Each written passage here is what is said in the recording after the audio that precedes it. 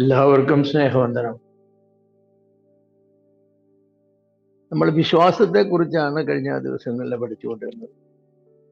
വ്യത്യസ്ത വ്യക്തികൾ വിശ്വാസത്തിന് കൊടുത്തിട്ടുള്ളതായിരിക്കുന്ന നിർവചനങ്ങളും ആശയങ്ങളും ഒക്കെ നമ്മൾ പറഞ്ഞു.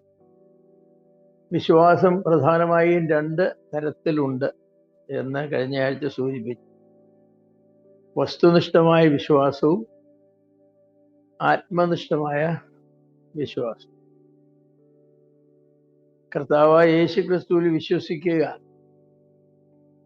എന്ന് പറയുമ്പോൾ അത് വസ്തുനിഷ്ഠമായ വിശ്വാസമാണ്. കർത്താവായ യേശു ക്രിസ്തുവിനെ കുറിച്ച് വിശുദ്ധ ബൈബിളിൽ പറഞ്ഞിട്ടുള്ള സത്യങ്ങൾ നീ അംഗീകരിക്കുക.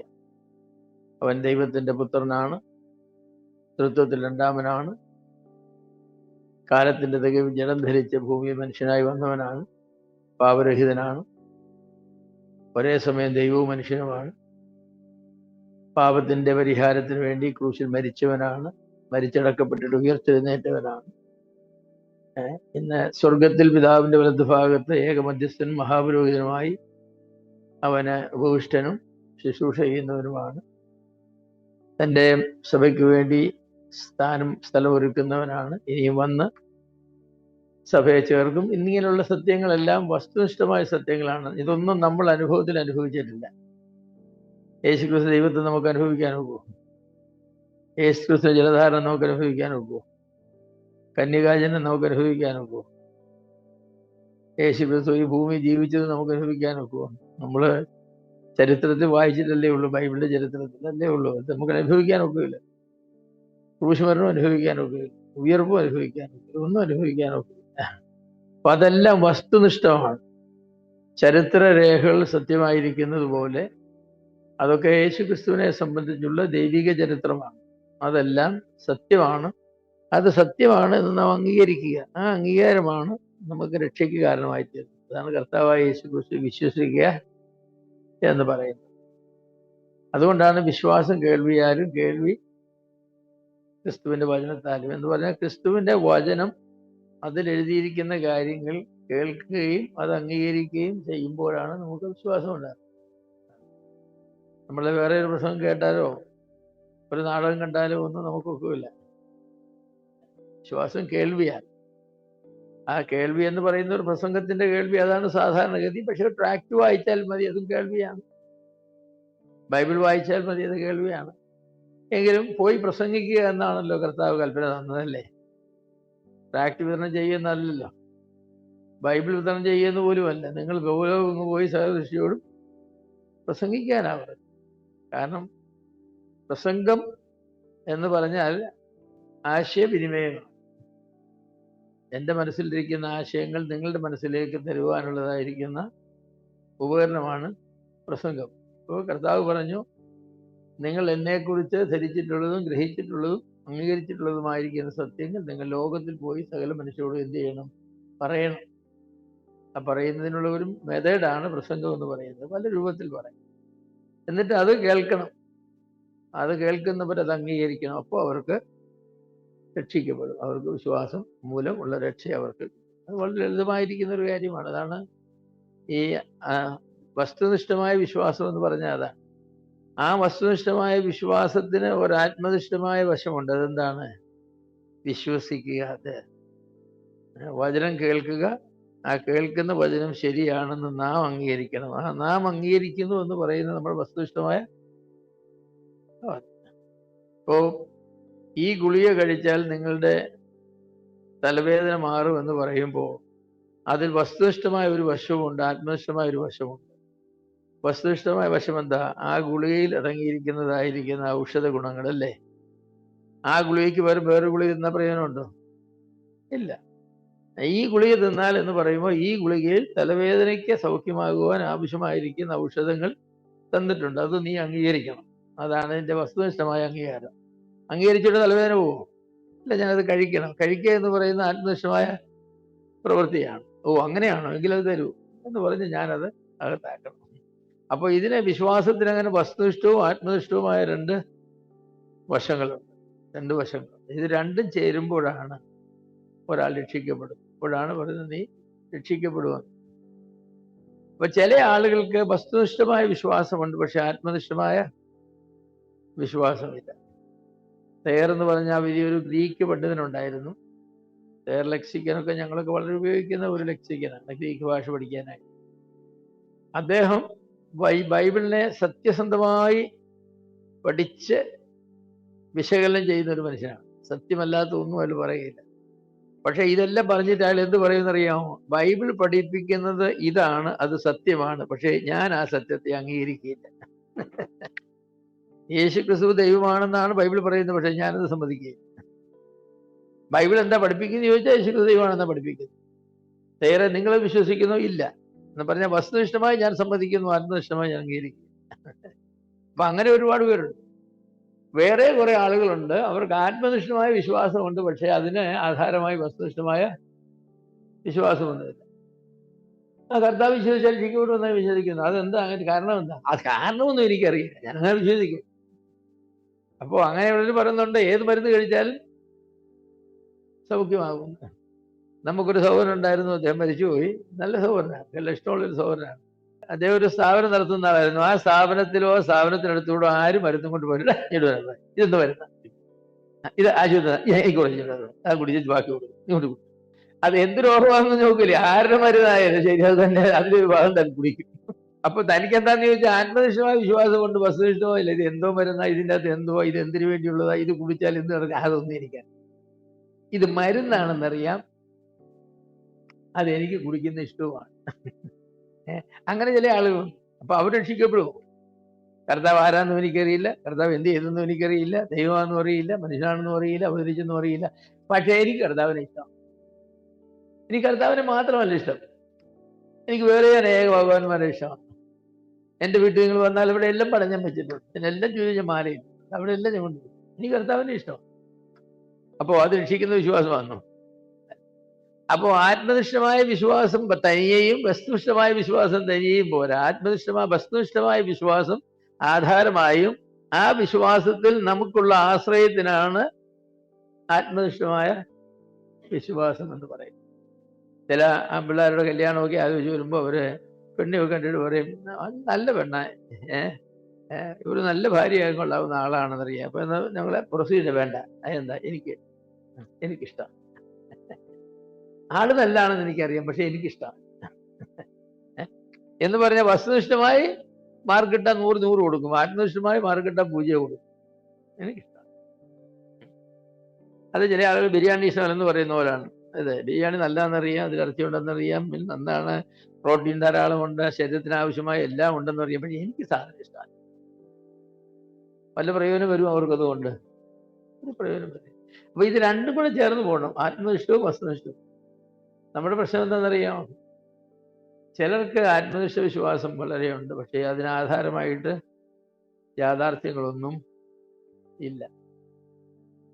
അതൊരാൾ പറയുന്ന പോലെയാണ്, ഇന്ന് മഴ പെയ്യുമെന്നാണ് എൻ്റെ വിശ്വാസം. അതെങ്ങനെ അറിയാം? അത് കാര്യമൊന്നും വേണ്ട, ഞാനങ്ങനെ വിശ്വസിക്കുന്നു. വൈകിട്ട് മഴ പെയ്താൽ കണ്ടില്ലേ, എൻ്റെ വിശ്വാസം ശരി. മഴ പെയ്തില്ലെങ്കിൽ അങ്ങനെ ഒരുപാട് പേരും അവർ പല കാര്യങ്ങൾ വിശ്വസിക്കുന്നുണ്ട്, പക്ഷേ അതിന് യാതൊരു ആധാരവുമില്ല. ചില ശാസ്ത്രജ്ഞന്മാരൊന്നും മഴ പെയ്യുന്നൊക്കെ പറയുക, ഭയങ്കര മഴയായിരിക്കും എന്ന് പറയും. ഒരു തുള്ളി മഴ എടുത്ത് 3 ആഴ്ചത്തേക്ക് അവരത് പറയുന്നത് എന്തുകൊണ്ടാണെന്ന് ചോദിച്ചാൽ വസ്തുനിഷ്ഠമായ വിഷയങ്ങളുണ്ട്. അതിൻ്റെ വായുവിലെ ഹ്യൂമിഡിറ്റിയും സോമനി ഇങ്ങനെയുള്ള കാര്യങ്ങളും അനലൈസ് ചെയ്തിട്ടാണ് ഇത്ര ഹ്യൂമിഡിറ്റി വായുവിലുണ്ടെങ്കിൽ മഴയായിട്ട് പെയ്യണം, ടെമ്പറേച്ചർ ഇത്ര ഹൈ ആയാൽ പെയ്യണം, ഇങ്ങനെയൊക്കെ അവർ പറഞ്ഞു. പക്ഷേ ഒരു കാറ്റടിക്കുമ്പോൾ ഇതെല്ലാം അങ്ങ് പോവും. 2 ആഴ്ചത്തേക്ക് മഴയും പെയ്യില്ല. അപ്പൊ വസ്തുനിഷ്ഠം കൊണ്ട് വഴി ആത്മനിഷ്ഠം ഇല്ല, വസ്തുനിഷ്ഠം കൊണ്ട് ആത്മനിഷ്ഠമില്ല. ഏലിയാവും രണ്ടും ഉണ്ടായിരുന്നു. ഏലിയാവ് ആഹാബിനോട് പറഞ്ഞു ഭയങ്കര മഴ പെയ്യുമെന്ന് പറഞ്ഞു. എത്ര കാലമായി മഴ പെയ്തിട്ട്? എന്നിട്ട് ജോലിക്ക് തന്റെ ദാസനോട് പറഞ്ഞു, ശിഷ്യനോട് പറഞ്ഞു, നീ പോയി അവിടെ പോയിരിക്കാൻ പറഞ്ഞു. നീ മുട്ടുമടക്കിന്ന് പ്രാർത്ഥിച്ചുകൊണ്ടിരിക്കുക, ഞാനിവിടെ പ്രാർത്ഥിച്ചുകൊണ്ടിരിക്കുക. നീ ഇടയ്ക്കിടയ്ക്ക് എന്ത് ചെയ്യണം? നീ കണ്ടു തുറന്ന് ഇങ്ങനെ നോക്കണം, ആകാശത്തേക്ക് കടലിൽ നിന്നും കാർമേഘം ഉയരുന്നു. 2-3 പ്രാവശ്യം ചോദിച്ചു, ഉയരുന്നില്ലെന്ന് പറഞ്ഞു. ഒന്നും ഉയരുന്നില്ലെന്ന് പറഞ്ഞു. പിന്നെ പോയി പ്രാർത്ഥിക്കാൻ പറഞ്ഞു. കുറച്ചു കഴിഞ്ഞ് പറഞ്ഞു, ഒരു കൈയുടെ ഇത്ര വലിപ്പത്തിൽ ഒരു കറുത്ത കാർമേഘം. അത് വസ്തുനിഷ്ഠമായ വിശ്വാസം. അതുവരെ പ്രാർത്ഥിച്ചുകൊണ്ടിരുന്നത് ആത്മനിഷ്ഠമായ വിശ്വാസമാണ്. ദൈവം മഴ പെയ്യിക്കുമെന്നുള്ള വിശ്വാസം. ഇപ്പൊ വസ്തുനിഷ്ഠമായ വിശ്വാസം കാർമേഘം ഉയരുന്നുണ്ട്. അവരോട് ചെന്ന് പറഞ്ഞോളാൻ പറഞ്ഞു, പെട്ടെന്ന് രസം പൊട്ടിപ്പോവാൻ. വസ്തുനിഷ്ഠമായ വിശ്വാസം. എന്താ ഭയങ്കര മഴയല്ലേ പെയ്തത്. പക്ഷെ ആ കാർമേഘം പൊങ്ങുന്നത് കാണുന്നത് വരെ വസ്തുനിഷ്ഠമായ വിശ്വാസത്തിന് ആധാരം ഉണ്ടായിരുന്നില്ല. ആത്മനിഷ്ഠമായ വിശ്വാസം, എൻ്റെ ദൈവം മഴ പെയ്യിക്കുമെന്നുള്ള വിശ്വാസം. പക്ഷേ എൻ്റെ ദൈവം മഴ പെയ്യിക്കുമെന്നുള്ള എൻ്റെ വിശ്വാസം വസ്തുനിഷ്ഠമാകുന്ന എപ്പോഴാണ്? ദൈവം കടലിൽ നിന്ന് നീരാവി മുകളിലേക്ക് കാർമേഘമായി പൊങ്ങുമ്പോൾ. ഇത് രണ്ടും കൂടെ ചേർന്ന് പോകണം. ഇതില്ലാത്തതാണ് അനേകർക്കുള്ള പ്രശ്നം. അനേകർക്കുള്ള പ്രശ്നം ഇതാണ്. അവർ രക്ഷിക്കുന്ന വിശ്വാസം എന്ന് പറഞ്ഞാൽ അത് ഒബ്ജക്റ്റീവ് വിശ്വാസമാണോ സബ്ജക്റ്റീവ് വിശ്വാസമാണോ രക്ഷിക്കുന്നത്? ഒബ്ജക്റ്റീവ് വസ്തുനിഷ്ഠ വിശ്വാസമാണോ ആത്മനിഷ്ഠ വിശ്വാസമാണോ? കർത്താവായ യേശു ക്രിസ്തുവിൽ നീ വിശ്വസിക്കുക എന്ന് പറഞ്ഞപ്പോൾ കർത്താവായ യേശു ക്രിസ്തുവിനെ കുറിച്ചുള്ള കാര്യങ്ങളെല്ലാം വസ്തുനിഷ്ഠമായ വിശ്വാസമാണ്. ദൈവവചനത്തിൽ അക്കമിട്ട് എഴുതിയിട്ടുള്ള വിശ്വാസങ്ങളാണ്. ക്രിസ്തുത്തിൽ രണ്ടാമനാണ്, ദൈവത്തിന്റെ പുത്രനാണ്, ജലം ധരിച്ച് ഭൂമിയിൽ വന്നവനാണ്, കന്യക ജനിച്ചവനാണ്, പാപസ്വഭാവം ഇല്ലാത്തവനാണ്, സാക്ഷാത് ദൈവവും സാക്ഷാത് മനുഷ്യനുമാണ്. ഇങ്ങനെ ഒരുപാട് കാര്യങ്ങൾ, അതെല്ലാം വസ്തുനിഷ്ഠമായ കാര്യങ്ങളാണ്. ആ കാര്യങ്ങൾ ശരിയാണ് എന്ന് ഞാൻ സമ്മതിക്കുന്നതാണ് എൻ്റെ ആത്മനിഷ്ഠമായ വിശ്വാസം എന്ന് പറയുന്നത്. ഇത് രണ്ടും കൂടെ ചേരുമ്പോഴാണ് ഈ കർത്താവായ യേശു ക്രിസ്തുവിൽ വിശ്വസിക്കുക എന്നാൽ നീ രക്ഷിക്കപ്പെടും. അപ്പൊ നമ്മുടെ ഇടയിൽ വിശ്വസിച്ചു എന്ന് പറയുന്ന പല ആളുകൾക്കും സത്യത്തിൽ അവർക്ക് ചിലർക്ക് വസ്തുനിഷ്ഠതയില്ല, ആത്മനിഷ്ഠതയുള്ളൂ. വേറെ ചിലർക്ക് ആത്മനിഷ്ഠതയില്ല, വസ്തുനിഷ്ഠതയും ഉള്ളൂ. പണ്ടൊരു മനുഷ്യനെ സ്നാനപ്പെടുത്താനായിട്ട് വെള്ളത്തിലിറക്കിയ കഥ കേട്ടിട്ടുണ്ട്. കഥയല്ല സംഭവമാണ്. വെള്ളത്തിലിറക്കി നിർത്തിയിട്ട് അദ്ദേഹത്തോട് ചോദിച്ചു, കർത്താവായ യേശു ക്രിസ്തുവിന്റെ പാവങ്ങളുടെ പരിഹാരത്തിന് വേണ്ടി കാവിൽ കൂശി മരിച്ചടക്കപ്പെട്ടു എന്ന് നീ വിശ്വസിക്കുന്നോ എന്ന് ചോദിച്ചു. ഉടനെ അയാൾ പറഞ്ഞു, ഞാൻ ഒരു ചുക്കും വിശ്വസിക്കുന്നില്ല, മുക്കുന്നേ മുക്കണമെന്ന് പറഞ്ഞു. അപ്പൊ അദ്ദേഹം ഒരു പ്രായമുള്ള മനുഷ്യനായി. സംഭവിച്ചത് എന്താണെന്ന് ചോദിച്ചാൽ കരയ്ക്ക് വെച്ച് സാക്ഷിയൊക്കെ പറഞ്ഞ ഈ വെള്ളത്തിലിറങ്ങിയപ്പോ തണുപ്പ് കൂടുതലാണ്. ഈ തണുപ്പടിച്ചതോടുകൂടി അദ്ദേഹത്തിന്റെ ഈ ആത്മനിഷ്ഠത എല്ലാം കൂടെ വേറെ വശത്തെ ഉരുണ്ടുകൂടി അങ്ങ് മാറി. പറയും മുക്കണം ഒന്നും വിശ്വസിക്കുന്നില്ലെന്ന് പറഞ്ഞു. അപ്പൊ കരയ്ക്കത്തോടെ ചോദിച്ചു എന്തോ വേണമെന്ന്. അവർ പറഞ്ഞു മുക്കേക്കാൻ പറഞ്ഞു. ഇയാൾ വിശ്വസിച്ചിട്ടുള്ള ആളെന്നും സാക്ഷ്യം പറഞ്ഞിട്ടുള്ള ആളെന്നൊക്കെ അവർ കേട്ടുള്ളതാ. പക്ഷെ ഇദ്ദേഹത്തിന്റെ ഈ സ്വഭാവത്തിന്റെ പ്രത്യേകതകൾ എന്താന്ന് ചോദിച്ചാൽ ഇഷ്ടമില്ലാത്ത എന്തെങ്കിലും പെട്ടെന്ന് സംഭവിച്ചാൽ മൂടായി പോകുന്നു പറഞ്ഞില്ല. അപ്പോ ആത്മനിഷ്ഠമായ വിശ്വാസം ഇല്ലാതെ വസ്തുനിഷ്ഠമായ വിശ്വാസത്തിന്റെ പുറത്താണോ അതോ വസ്തുനിഷ്ഠമായ വിശ്വാസം ഇല്ലാതെ ആത്മനിഷ്ഠമായ വിശ്വാസത്തിന്റെ പുറത്താണോ അദ്ദേഹത്തെ സ്നാനപ്പെടുത്തി എന്നുള്ള ചോദ്യമാണ്. യഥാർത്ഥത്തിൽ രക്ഷിക്കപ്പെട്ടതാണോ എന്ന ചോദ്യം എന്നുള്ളൊരു ചോദ്യമാണ്. അങ്ങനെയൊക്കെ പല വിശ്വാസികളുണ്ട്. ഞങ്ങളുടെ നാട്ടിലെ എൻ്റെ അപ്പച്ചൻ്റെ പ്രായമുള്ളയാണ്, ഞാൻ പറഞ്ഞു കേട്ടുള്ളൂ. അദ്ദേഹത്തെ എനിക്കറിയാം. അദ്ദേഹത്തിന്റെ വിവാഹത്തിന്റെ സമയത്ത് അദ്ദേഹത്തോട് ചോദിച്ചു, വിവാഹം നടത്തുന്ന ചോദിച്ചു, നിന്റെ സമീപത്ത് നിൽക്കുന്ന ഈ സ്ത്രീയെ നിനക്ക് ഭർത്താവായി ഭാര്യയായി സ്വീകരിപ്പം മനസ്സംബന്ധിച്ച് മനസ്സുമില്ലെന്ന് പറഞ്ഞു. അപ്പനോട് ചോദിച്ചോളാൻ പറഞ്ഞു. എനിക്ക് മനസ്സില്ല, അവനെ അപ്പനോട് ചോദിച്ചോളാൻ പറഞ്ഞു. ഉടനെ അവിടെ നിന്ന് അപ്പനോട് ചോദിച്ചു, മത്തായിച്ച എന്തു പറയുന്നു, സമ്മതമാ?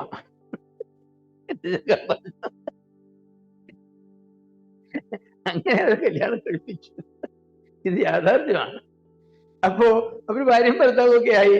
വസ്തുനിഷ്ഠ വിശ്വാസത്തിന്റെ പുറത്താണെന്നോ ആത്മനിഷ്ഠ വിശ്വാസത്തിന്റെ പുറത്താണെന്നൊക്കെ ചോദിച്ചാൽ ആശയക്കുഴപ്പം ഉണ്ടാകുന്ന കാര്യങ്ങൾ. അവർ ജീവിക്കുകയും ചെയ്തു, 5-6 പിള്ളേരും ഉണ്ടായി, ഒക്കെ ഉണ്ടായി. അതൊക്കെ ശരിയാണ്. അപ്പൊ ഞാൻ പറയും, ഈ ചില ആളുകളെ സംബന്ധിച്ച് നമ്മൾ പറയാറുണ്ട്, അവൻ രക്ഷിക്കപ്പെട്ടതാണെന്ന് എനിക്ക് സംശയമുണ്ട്. എന്താ ഈ സംശയം വരുന്നറിയാം? അവനെ ചോദ്യം ചെയ്താൽ എല്ലാത്തിനും ഉത്തരം ശരിക്കും പറയും. എന്നാൽ സാക്ഷ്യം പറയാൻ പറഞ്ഞാൽ ഞാൻ രക്ഷിക്കപ്പെടാമെന്ന് എനിക്കറിയില്ലെന്ന് പറയും. ഇപ്പോഴും ഞാൻ ഓർക്കുന്നുണ്ട്, പാലായി വന്ന കാലത്ത് തൃശ്ശൂരിലൊരു ക്യാമ്പിന് പാലായിലുള്ള സഹോദരന്മാരെ കൊണ്ടുപോയി. അവരിൽ ഒരാളുണ്ടായിരുന്നു. എല്ലാവരും അങ്ങനെ അന്ന് ഞങ്ങളെല്ലാം കൂടെ വന്നപ്പോൾ 150-100 പേരേ ഉള്ളൂ, എല്ലാം കൂടെ ക്യാമ്പിൽ വരുന്നത്. അപ്പൊ എല്ലാവരും ഒന്ന് സാക്ഷിയൊക്കെ പറയും.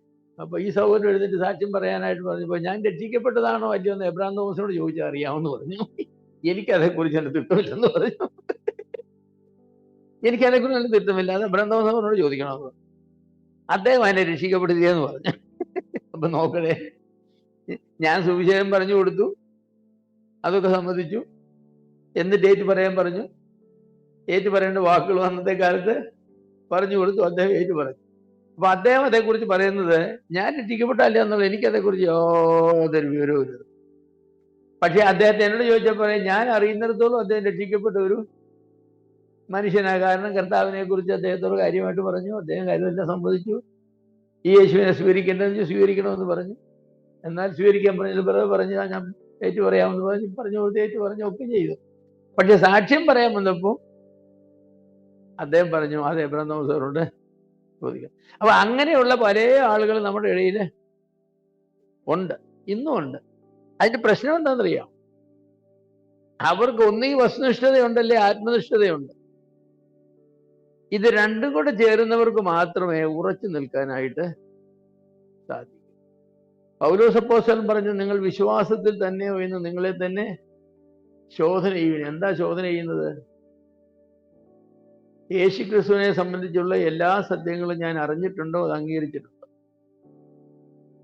എൻ്റെ ആത്മരക്ഷയ്ക്ക് വേണ്ടി ഈ യേശു ക്രിസ്തുവിനെ ഞാൻ ആശ്രയിക്കുന്നു. അറിവും ആശ്രയവും രണ്ടിനുണ്ടല്ലേ. ഈ കയ്യിരിക്കുന്ന ഗുളിക തിന്നാൽ എൻ്റെ പ്രമേഹം പോകുമെന്ന് പറയുന്നതും എൻ്റെ പ്രമേഹം പോകാനായിട്ട് ഞാൻ ഈ ഗുളിക തിന്നുന്നതും രണ്ടല്ലേ. ഈ ഗുളിക നല്ലതാണെന്ന് പറയുന്ന എല്ലാവരും തിന്നുന്നുണ്ടോ? ഇല്ല.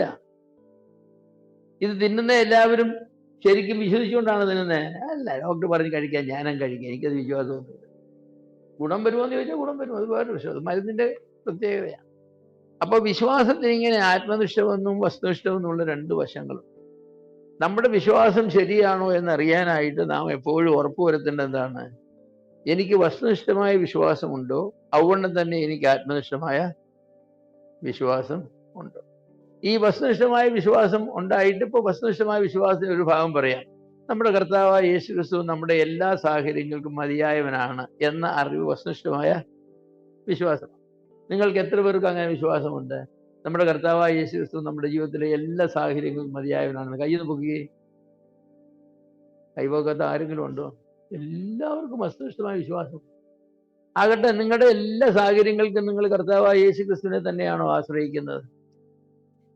നിങ്ങൾക്ക് നാളെ ഒരു 50,000 രൂപ നാളെ ആവശ്യം വന്നാൽ നിങ്ങൾ മുറിയിൽ കയറി കഥ കടച്ച് മുട്ടുമേൽ നിന്ന് കർത്താവിനോട് ചോദിക്കുമോ, അതോ 50,000 രൂപ ഉണ്ടാക്കാനായിട്ട് പരിചയമുള്ള ആളുകളോട് നിങ്ങൾ കടം ചോദിക്കുക? എന്താ നിങ്ങൾ ചെയ്യുന്നത്? എൻ്റെ എല്ലാ സാഹചര്യങ്ങൾക്കും കർത്താവ് മതിയായവനാണ് എന്നല്ല നമ്മൾ കൈകീർത്തിയത്. അപ്പൊ നാളെ എൻ്റെ ജീവിതത്തിൽ എനിക്കിപ്പോൾ എൻ്റെ മകന് 50,000 രൂപ ഫീസ് കൊടുക്കണം, നാളെ കൊടുത്തില്ലെങ്കിൽ അഡ്മിഷൻ കിട്ടുകയില്ല. ഇന്ന് രാവിലെ എൻ്റെ കയ്യിൽ ഒരു പൈസയും ഇല്ല, 2 മണിക്കുള്ളിൽ പണം അടച്ചിരിക്കണം. ഞാൻ എന്താണ് ചെയ്യുന്നത്? കർത്താവ് മതിയായവനെന്നാണോ, മുത്തൂറ്റ് ബാങ്ക് മതിയായവനാണോ, എൻ്റെ വീട്ടിലിരിക്കുന്ന സ്വർണം കൊണ്ട് കൊടുത്ത് കാശ് വാങ്ങിച്ചു കൊടുക്കുക? എന്താണ് ചെയ്യുന്നത്?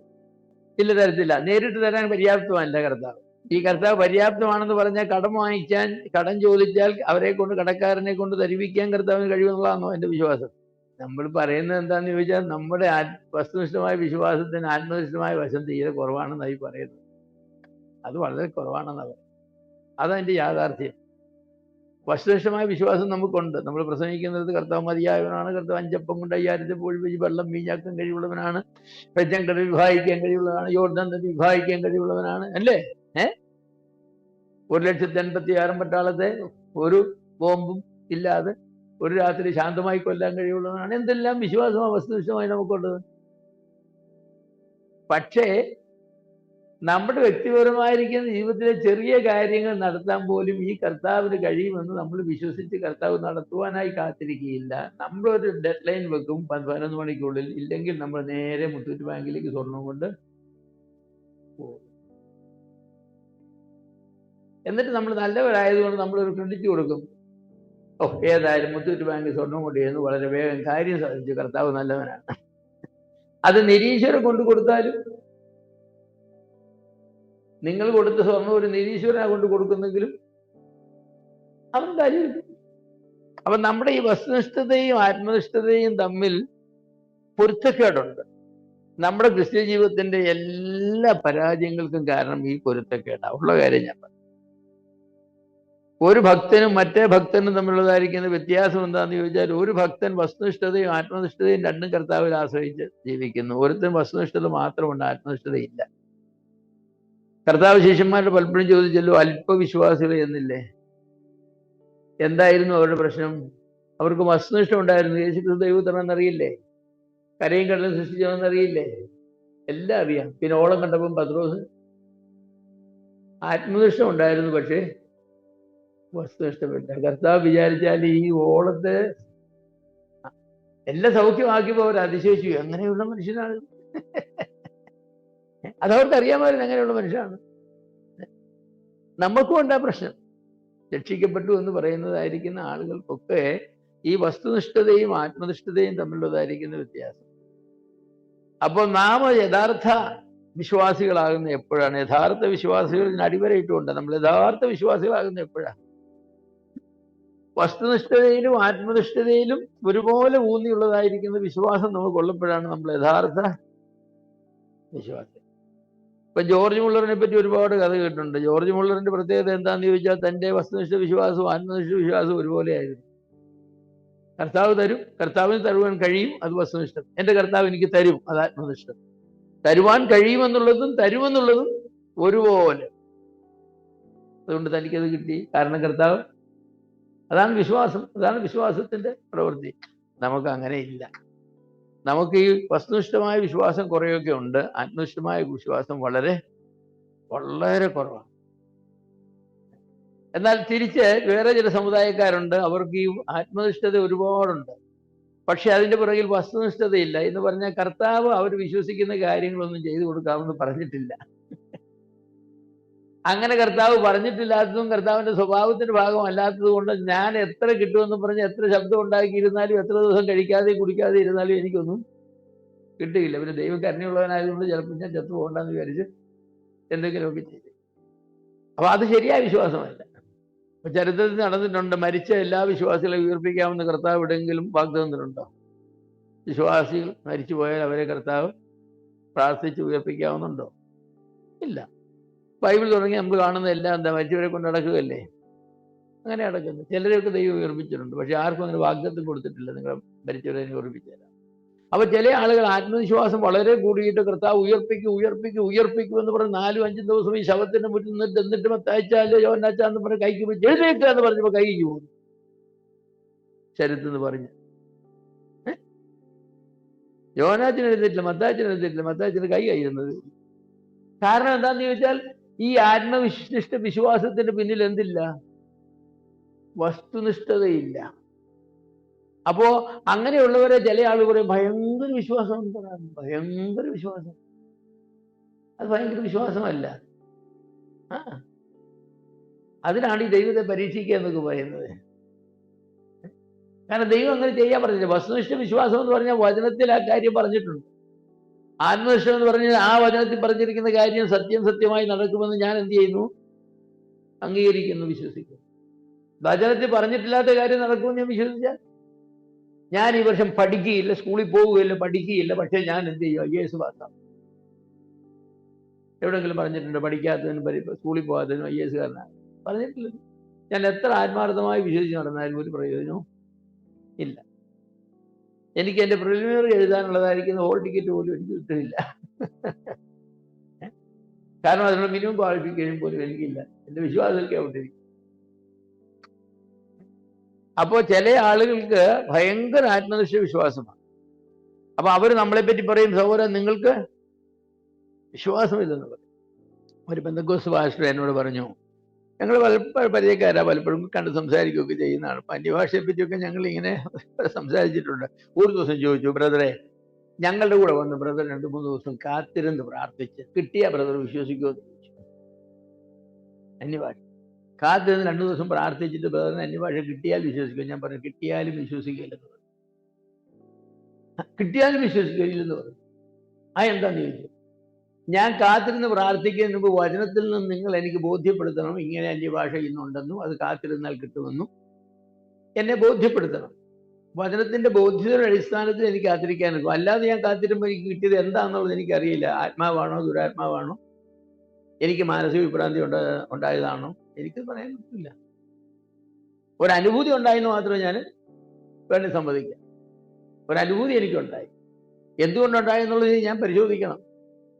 ആഹാരം കഴിക്കാൻ എനിക്ക് ഷുഗർ കൂടിയതുകൊണ്ടുണ്ടായതാണോ, ഷുഗർ കുറഞ്ഞതുകൊണ്ടുണ്ടായതാണോ, എനിക്ക് മാനസികമായ വിഭ്രാന്തി ഉണ്ടായതുകൊണ്ടുണ്ടായതാണോ, എന്താണ്? അപ്പൊ കാരണം ഞാൻ പറഞ്ഞത് എന്താണെന്ന് ചോദിച്ചാൽ, വസ്തുനിഷ്ഠമായി നിങ്ങൾ എന്നെ ബോധ്യപ്പെടുത്തിയാൽ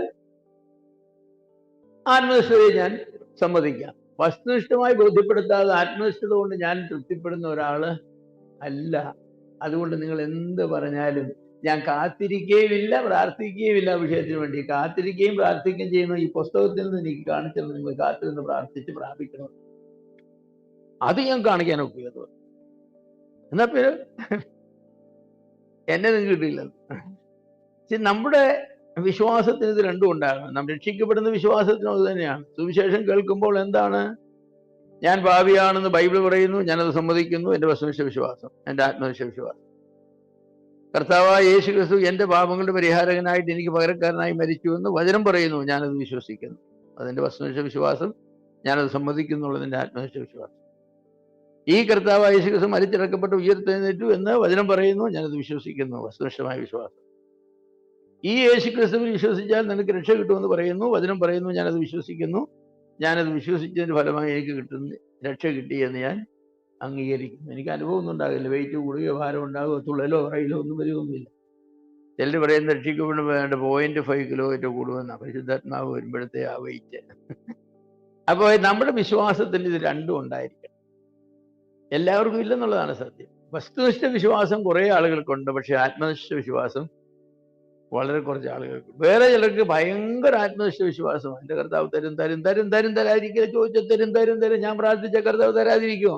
എന്നിട്ട് അവസാനം എന്ത് ചെയ്യും? ഞാൻ പ്രാർത്ഥിച്ച് എനിക്ക് കിട്ടിയില്ല, പിന്നെ ഞാൻ ദൈവത്തെ തള്ളിക്കളഞ്ഞ്, ഇതൊക്കെ കള്ളത്തിനുമാണെന്നും വെള്ളത്തിനുമാണെന്നും പറഞ്ഞ്, ഇതൊന്നും ബൈബിൾ സത്യമല്ലെന്നൊക്കെ പറഞ്ഞ് അവർ തല്ലി ബൈബിൾ ഇതിന് പോകും. ഇവിടെ ആർക്കാ കുഴപ്പം പറ്റിയത്? ബൈബിളിനാണോ കുഴപ്പം പറ്റിയത്? ദൈവത്തിനാണോ കുഴപ്പം പറ്റിയത്? ബൈബിളിൽ പറയാത്തതായിരിക്കുന്ന കാര്യങ്ങളോ ഞാൻ വിശ്വസിച്ചിട്ട് അതൊന്നും എനിക്ക് നടക്കാതിരുന്നപ്പോൾ ഞാൻ എന്താ പറയുന്നത്? ഒന്നും ശരിയല്ലെന്ന് പറയും. അപ്പൊ അങ്ങനെ നമുക്ക് സംഭവിക്കാനായിട്ട് പാടില്ല. അപ്പൊ നമ്മള് വിശ്വാസം എന്ന് രക്ഷിക്കുന്ന വിശ്വാസം എന്ന് പറഞ്ഞാൽ അതിന് വസ്തുനിഷ്ഠമായ ഒരു ഭാഗമുണ്ട്. അത് കർത്താവായ യേശു ക്രിസ്തു ആര്, എന്ത് ചെയ്തു എന്നിങ്ങനെയുള്ളതായിരിക്കുന്ന കാര്യങ്ങൾ അതിന്റെ വസ്തുനിഷ്ഠമായ ഭാഗം. ആത്മനിഷ്ഠമായ ഭാഗം അത് യാഥാർത്ഥ്യമാണെന്ന് എൻ്റെ ബുദ്ധിയിലും എൻ്റെ വികാരത്തിലും എൻ്റെ ഇച്ഛാതലത്തിലും എനിക്ക് ബോധ്യപ്പെട്ട് ഞാൻ സമ്മതിക്കുന്നു. അതാണ് എൻ്റെ ആത്മനിഷ്ഠമായ വശം എന്ന് പറയുന്നത്. അത് ഞാൻ ഈ വിവാഹം എന്ന് പറഞ്ഞതായിരിക്കുന്നത് ദൃഷ്ടാന്തം ഉപയോഗിക്കാറുണ്ട്. ചിലർക്ക് എത്ര പെണ്ണുങ്ങളെ കല്യാണം ആലോചിക്കും, ഒക്കെ പോയി കാണും. ഞാൻ ഗ്രേസിനെ കൂടാതെ ഒരാളെ കണ്ടിട്ടുള്ളൂ. എൻ്റെ മൂല്യം അവരുടെ മൂല്യം ഒന്നല്ല. ഇത്രേ ഉള്ളൂ. ആള് നല്ലയാളാണ്, സൗന്ദര്യമുള്ള ആളാണ്, നല്ല കുടുംബമാണ്. പക്ഷേ സംസാരിച്ചപ്പോൾ ഞങ്ങളുടെ മൂല്യങ്ങൾ ഒന്നല്ല. മൂല്യങ്ങൾ ഒന്നല്ലാത്ത ഒരു കല്യാണം കഴിച്ചാൽ വിജയിക്കുമോ? ഇല്ല, ഇതൊന്നും കല്യാണം കഴിച്ചില്ല. ആളുടെ ഒരു കുറ്റവും പറയുന്നില്ല. അവർ സന്തോഷകരമായിട്ട് എന്നേക്കാൾ മെച്ചമായ ഒരാളിനെ കല്യാണം കഴിച്ച് ജീവിക്കും. ദൈവം അവരെ അനുഗ്രഹിക്കട്ടെ എന്ന് ഞാൻ പ്രാർത്ഥിക്കുകയും ചെയ്യും. അപ്പോൾ ഈ വസ്തുനിഷ്ഠതയും ആത്മനിഷ്ഠതയും ഒരുമിച്ച് ചേരണം. അത് ചേരുമ്പോൾ മാത്രമാണ് വിവാഹം വിജയിക്കുന്നത്. വിജയിക്കാത്ത വിവാഹം എന്താണെന്നറിയാമോ? കല്യാണമൊക്കെ കഴിഞ്ഞ് പറഞ്ഞു അബദ്ധമായിപ്പോയി, കല്യാണം കഴിഞ്ഞ് സമ്മതിക്കണ്ട, അന്നേ വേണ്ടെന്ന് പലരും പറഞ്ഞത് അല്ലേ? അങ്ങനെ പറയില്ലേ? അതൊരു അബദ്ധം. അന്നേ എൻ്റെ മനസ്സിനോട് പറഞ്ഞാൽ എനിക്ക് എന്തോ ഒരു ഇഷ്ടക്കേടുണ്ടായിരുന്നു, പിന്നെ ഞാൻ കല്യാണം കഴിച്ചതാണ്. അവരുടെ കുടുംബം വിജയിക്കുമോ? വിജയിക്കത്തില്ല.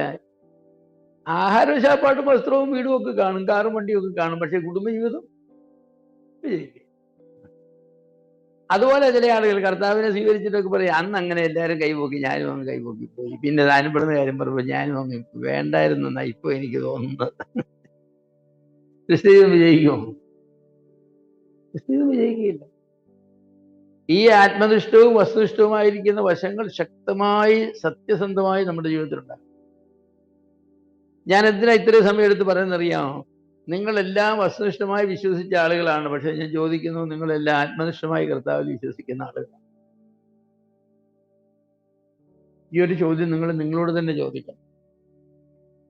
എനിക്ക് കർത്താവിൽ അങ്ങനെ ഒരു വിശ്വാസം, ആത്മനിഷ്ഠമായ വിശ്വാസം നിങ്ങൾക്ക് സത്യസന്ധമായിട്ടുണ്ടെങ്കിൽ നിങ്ങളുടെ ജീവിതത്തിൽ വലിയ വ്യത്യാസം വരും. പണ്ടൊരു ധനവാനായ മനുഷ്യന്, വളരെ ധനാഢ്യനായ മനുഷ്യന്, താൻ പേപ്പറിലൊരു പരസ്യം കൊടുത്തു.